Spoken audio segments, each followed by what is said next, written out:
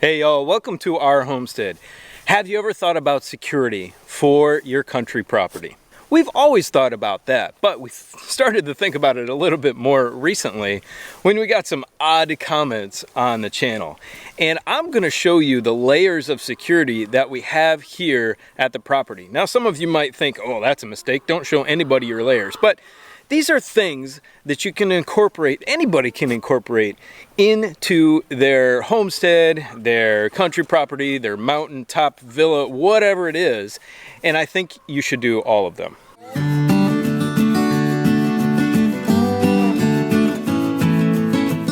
So one important thing that you need to do is, if you have them, be friendly with your neighbors. Get together with your neighbors and watch each other's property. And that's exactly what I do with my neighbors. I even have a neighbor who's a police officer, so that helps out a lot.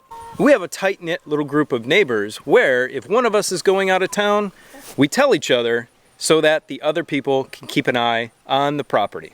So I think that's a really, really important first step to go over. Now, if you're by yourself in the middle of nowhere, you might not have that option. So here's some other ones. So that second layer of security is signage. Signage is great as a deterrent because there's a lot of people out there who maybe just don't know that they're on your property and it's an honest mistake. But signs like this will teach those who are intentionally on your property to stay away.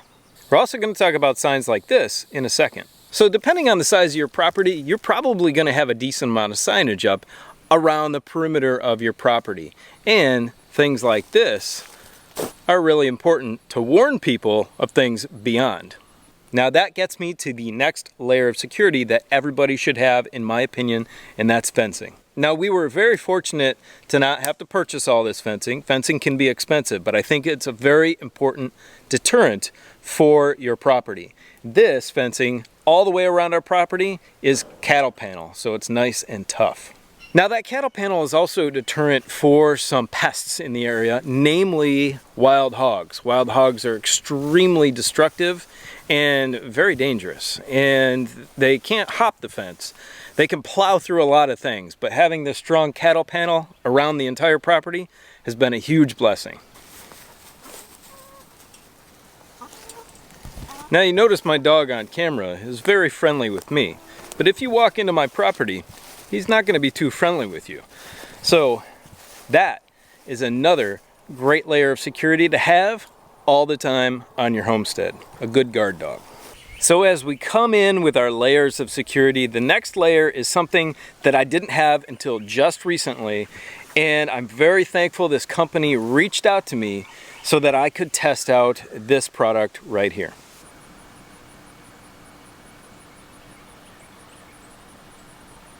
So like I said, we were recently blessed with this company sending us a bunch of these cameras, and all of them work differently. I'm going to go over some of these. Some are Wi-Fi, some are 4G LTE network, and I'm going to go over them, show you the features.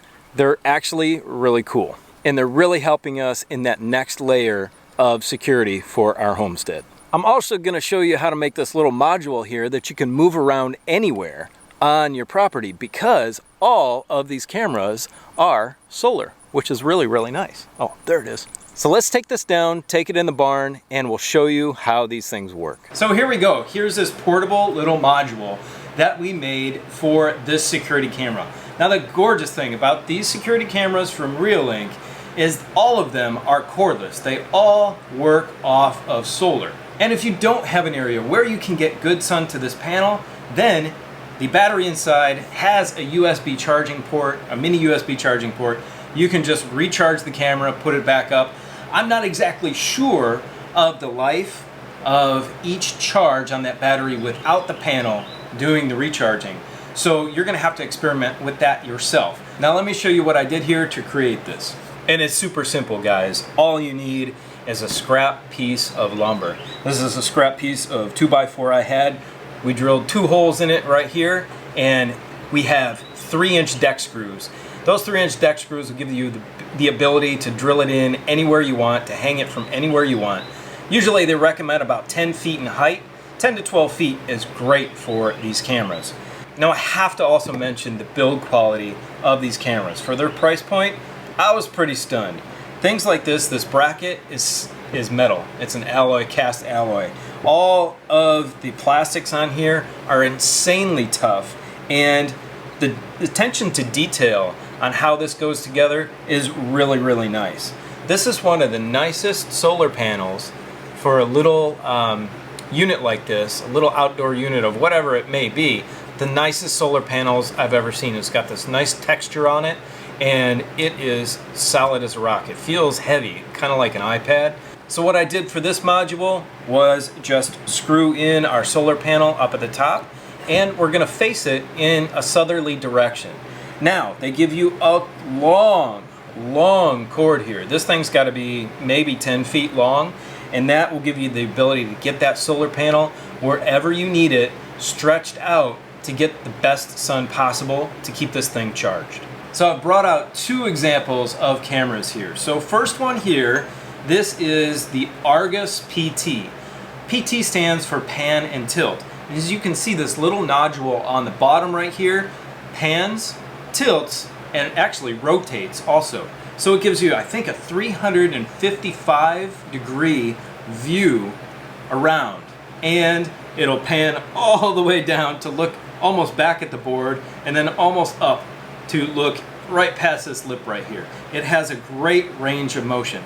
Now this Argus PT is Wi-Fi enabled. So I have this one within range of my Wi-Fi in my house. And I think it's great that they offer two different styles of cameras, essentially, in that this one over here, this is the Reolink Go. This one is 4G LTE enabled. So that's a great feature about these two cameras, is that you have an app that will send you push notifications from either one if you've got your Wi-Fi in your house turned on, and obviously through the 4G network. It'll send push notifications to your phone when any of the cameras are tripped. So what's really nice about these cameras is that motion sensitivity. If it's not tripped, the cameras are off. That saves you on battery, but it also saves you, in this case, cellular data. The T-Mobile card that I have in here was 40 bucks to set up, and is $5 a month for 500 megs of data. And I don't think I'm close to using that all. And what's really beautiful, and I'll show you on the app in a second, is that you can set the sensitivity for any of these cameras. So both of these cameras have the solar panel that comes with them. That is really convenient. They're both 1080p.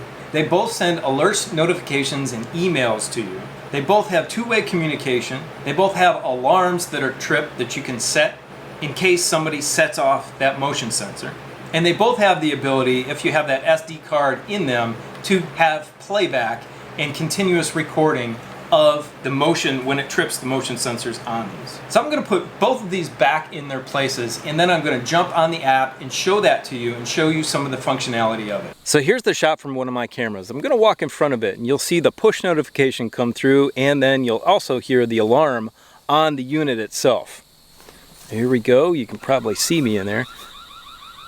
There's the alarm. There's me standing in there, and the push notification should come through any second. And there, ding ding, comes the push notification through to my phone. So here's a cool thing. You can check all your cameras from the same place here. So we can go to our camera, each individual camera. You can look at the live feed, turn it, and on this particular one, you've got the ability to pan and zoom. This is the Argus PT. So if you can see that on the camera, I can look around the property. There's a tiny bit of a delay, but it's actually really good. And I looked on this camera too, from Houston to my house here, like I said, 3 or 4 hours away, and I was able to manipulate the camera and move it around, pan, tilt, zoom with no problem. And obviously the zoom is digital zoom, but it works absolutely beautifully. So I can see who's coming in and out of my property. Now, like I said, both cameras, if you have an SD card enabled inside of them, have the ability to play back. Oh, sorry, that's recording. That's not playback. Let's go find playback. Here's playback right here. Let's close that one. So you've got 1, 2, 3, 4, 5 days so far on this one for playback, and you can go to any time of the day. So this is today right here. You can scroll through all the times that the motion sensor was tripped. So this one you can see is the one where I was walking through and around in front of the camera just now. And as soon as that SD card is filled, it'll start looping over the old days. So this is some of the night footage, and I might need to tilt this a little out from where this one is aimed, but you've got an ample amount of light to see if there's anybody entering or leaving our structure here on the homestead. So the only issue I found with some of the cameras is that there's a delay in the push notifications, usually 5 to 10 seconds, and just testing that out by driving in and out of my own driveway or walking in front of the cameras and listening for the push notification on the phone. There's also some latency in the cellular cameras, about 2 seconds or so. That's really no big deal at all though. But now we want to talk about the structure, your home itself. That you should have really 3 things attached with your home for security. One of those are motion sensitive lights. Those things are great. If something comes up near the house, trips a light, then more than likely it's going to get scared off, even if it is a person, because nobody likes to be found out if they're lurking in an area. So motion sensitive lights are great. Another one are strong doors and locks. Have everything dead bolted, have everything strong in terms of your door frame and all that kind of stuff. Of course, anybody can break a window, but if that ever happens, then comes the next one. And that one I don't show on the channel normally, but you know exactly what it is. Pew pew. And if you think living out on a country property without having a couple of pew pews on hand is a smart idea, then I'm sorry that that's not the case. There's a lot of predators that are very dangerous, especially if you live in the north, mountain lions, bears, etc. Always have a tool on hand to take care of that.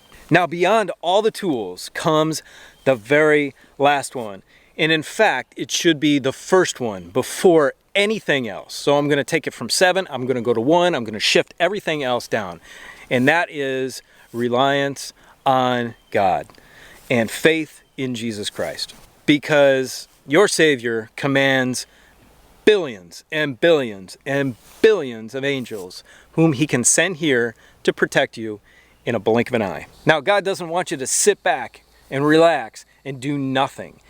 It is a relationship you have with him. So he wants you to take prudent steps to protect your family and be smart about things. And he will absolutely do everything else. Okay, friends, so get all your layers of homestead security up and running. If you have any other thoughts about another layer of security, let us know in the comments section below. Now I want you to go check out this video right here, which talks about some essential survival items that you should have on your homestead. Have a great day. We love you. See you next time. Bye.